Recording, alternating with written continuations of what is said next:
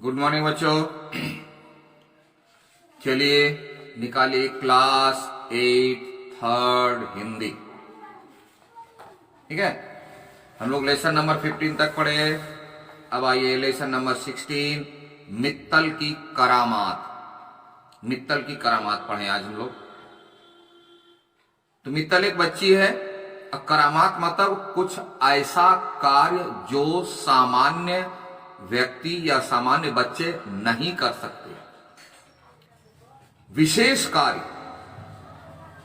अद्भुत कार्य, आश्चर्य वाला कार्य, इसको बोलते हैं करामात। जैसे लगा कोई जादू है। तो मित्तल ने कौन सी करामात की, देखते हैं। इसमें देखिए उद्देश्य में कुछ शब्द दिए हुए। बहुत बार होता है कि शब्द में समझ नहीं आता है। देखिए साहस, इस लेसन को पढ़ने से हमारे अंदर हिम्मत आती है, साहस आता है। मुसीबत में न घबराना, हड़बड़ का काम गड़बड़ होता है।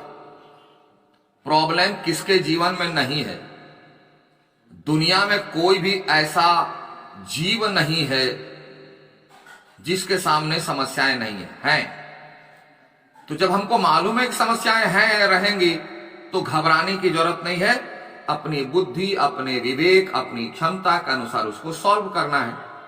क्योंकि जहां आप घबराएंगे, जहां मैं घबराऊंगा, कार्य गड़बड़ हो जाएगा, परिणाम अच्छे नहीं आएंगे। फिर देखिए पारिवारिक प्रेम। बहुत बार बहुत बड़े बड़े लोगों में ये समझ नहीं बन पाती है। परिवार कहते किसे, जिसमें आपसी सहयोग की भावना हो। प्रेम कहते किसे, प्रेम में देना पड़ता है, लेने की बातें नहीं होती। लेकिन अक्सर हम लोग भूल जाते हैं। तो इस लेसन को पढ़ने से हमें यह पता चलेगा कि पारिवारिक प्रेम क्या चीज है। हम किसे परिवार कहेंगे, किसे प्रेम कहेंगे, ये बात, इन बातों का पता चलता है। दूसरा सूझबूझ। सूझबूझ का मतलब होता है विवेक। परिस्थितियां चाहे कैसी भी हो, हम अपने विवेक से काम लेंगे तो परिणाम निश्चित रूप से अच्छे आएंगे। क्योंकि विवेक ही जो है सूझबूझ कहलाता है। और विवेक हमें करता क्या है, अच्छे बुरों की पहचान कराता है, कौन करना चाहिए कौन नहीं करना चाहिए। और अंतिम में आशावादी दृष्टिकोण। ये तो सबसे बड़ी बात है। व्यक्ति को हमेशा पॉजिटिव सोचना चाहिए। आशावादी का मतलब होता है अच्छा होगा। इस उद्देश्य को लेकर के किसी भी कार्य को करना आशावादी दृष्टिकोण। दृष्टिकोण मतलब नजरिया। हम कैसे देखते हैं, हम किसी भी दुनिया की किसी चीज को हम कैसे देखते हैं, उसको कहते हैं दृष्टिकोण। और यह आशावादी होना चाहिए, मतलब मैं सफल होऊंगा। तो इससे होता क्या है कि अपने अंदर जो है एक आत्मविश्वास पैदा होता है, बढ़ता है और सही दिशा में चलता है। इसीलिए इसका विपरीत है ना, जो डर गया सो मर गया। तो डरना नहीं, मुसीबत का धैर्य से, हिम्मत से सामना करना है। यह पाठ हमें यही सिखाता है और यही इसका उद्देश्य भी है। तो चलिए आइए देखते हैं मित्तल क्या करती है। मां लक्ष्मी के मंदिर में जोर जोर से आरती हो रही थी। बुक निकाल लीजिए, है ना। मां लक्ष्मी के मंदिर में जोर जोर से आरती हो रही थी। आरती पूरी होते ही मित्तल जब अपने पापा के साथ बाहर आई, तभी एक ऑटो रिक्शा चालक वहां आया और नोटों की गड्डी से भरा पर्स लौटाते हुए बोला, आप यह पर्स ऑटो में ही भूल गए थे। बहुत बड़ी ईमानदारी का परिचय दिया। याद रखना, मैं बार बार जब भी प्रसंग आता है इस बात की चर्चा अवश्य करता हूं। एक बार कुछ भी करने से कुछ नहीं होता है।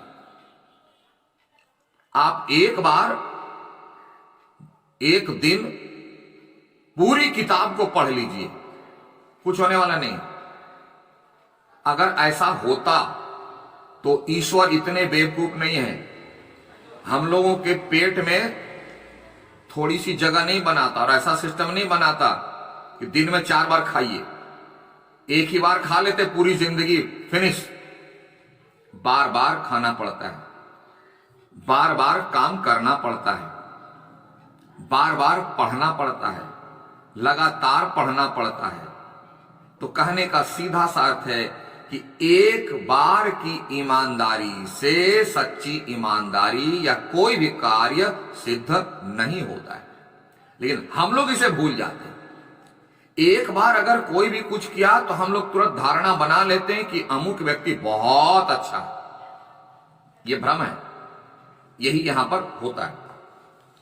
आप यह पर्स ऑटो में भूल गए थे। मित्तल के पापा बोले तुम्हारा बहुत बहुत धन्यवाद, विश्वास नहीं होता कि इस दुनिया में ईमानदारी अभी जीवित है।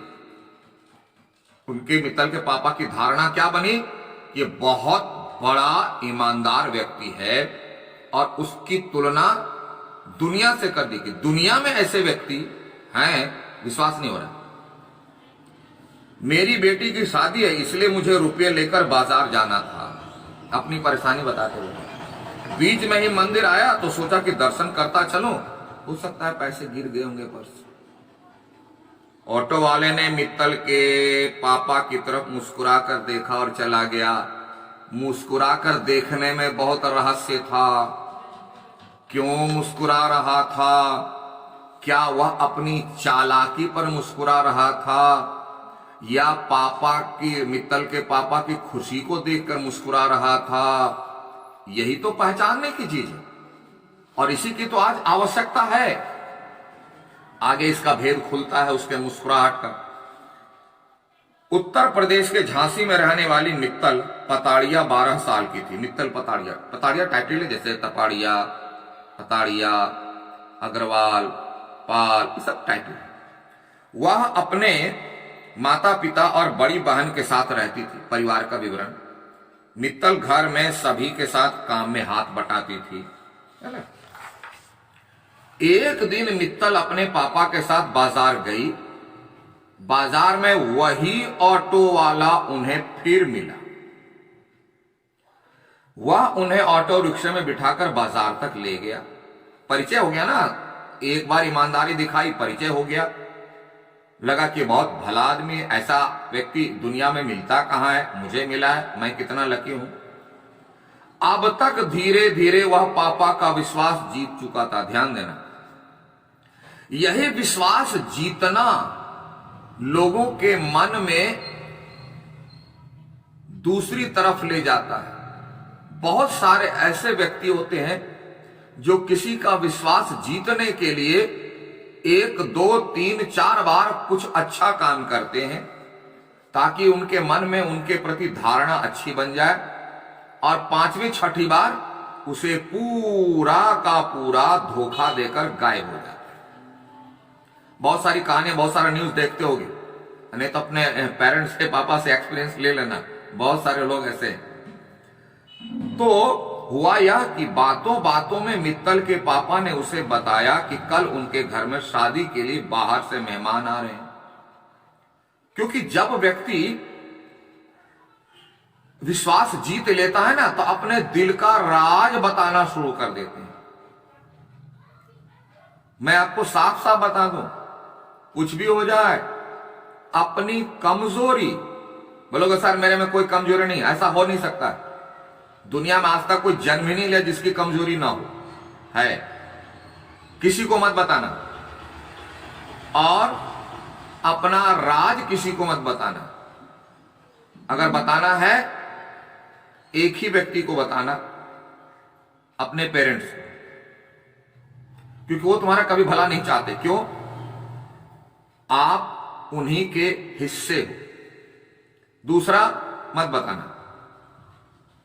पापा से मिस हो गया कि बातों बातों में मित्तल के पापा ने उसे बताया कि कल उनके घर में शादी के लिए बाहर से मेहमान आ रहे हैं, तो शाम 7 बजे उन्हें लेने के लिए रेलवे स्टेशन जाना है। बोला भैया आप परिचय होगा, आप ही चले आना रेलवे स्टेशन। ठीक है, संभव है वह तो यही चाहता था कि विश्वास जीत करके उनसे हेल मेल बढ़े, परिचय बढ़े और धीरे धीरे धीरे धीरे जाकर के कुछ ऐसा काम करें। ऑटो वाले ने कहा आप चिंता ना करें, मैं आपको समय पर रेलवे स्टेशन पहुंचा दूंगा। मित्तल के पापा निश्चिंत हो गए कि वो परिचित है, विश्वासी आदमी है, जब इतना पैसा लौटा सकता है तो ऐसा आदमी गलत नहीं हो सकता। ना ना ना ना ना ना, ऐसा मत सोचना। कोई कपड़े से, धन से, बोली से एक दो बार बहुत अच्छा है तो कभी धारणा नहीं बनानी चाहिए कि बहुत अच्छा है। यह दुनिया को दिखाने के लिए, दुनिया में अपने को सिद्ध करने के लिए। वे बाजार से खरीदारी करके घर आ गए। अगले दिन दिवाली की चहल पहल बहुत धूमधाम, भीड़ भाड़ का, सब जगह खूब रौनक थी। मंदिर में आरती हो रही थी। मित्तल के पापा ने बहुत देर तक ऑटो वालों की प्रतीक्षा की। जब वह नहीं आया तो वे दूसरा ऑटो लेकर रेलवे स्टेशन चले गए। नहीं आया उस समय, रहस्य का पर्दा खुलेगा अभी। इधर सब घर के काम में लगे हुए थे, शादी का घर, सभी व्यक्ति अपने अपने काम में बिजी होते हैं। क्यों कि शादी विवाह के घर में सभी बहुत सारे काम होते हैं और बहुत सारे काम को करने के लिए बहुत सारे व्यक्ति की जरूरत पड़ती है। सबको कुछ ना कुछ रिस्पॉन्सिबिलिटी मिलती है, दायित्व मिलता है, काम में बिजी हो जाते हैं। बहुत लोग ऐसा समझते हैं कि यही मौका है, यही मौका है। आप देखो, इधर सब घर के काम में लगे हुए थे। मित्तल और उसकी बड़ी बहन घर में दीपक जला रही थी।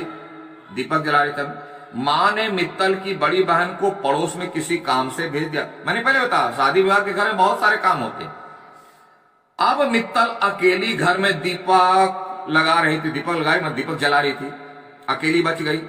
और मां कमरे का खराब बल्ब बदल रही थी। शादी विवाह का मामला है, सब कुछ चेंज हो रहा है, ठीक ठाक हो रहा है। तभी वह ऑटो वाला अंदर आया। मां ने उससे कहा कि वह बहुत देर से आया है, अब ऑटो नहीं चाहिए। बोला ऑटो तो तुम तो टाइम पर आए नहीं, आप उनके पापा तो दूसरा ऑटो लेकर चले गए। ऑटो वाला फिर भी कुछ देर तक वहीं खड़ा रहा, फिर बोला मुझे एक गिलास पानी पिला दीजिए। जैसे ही पानी लाने गई, इसका ड्रामा बदल गया।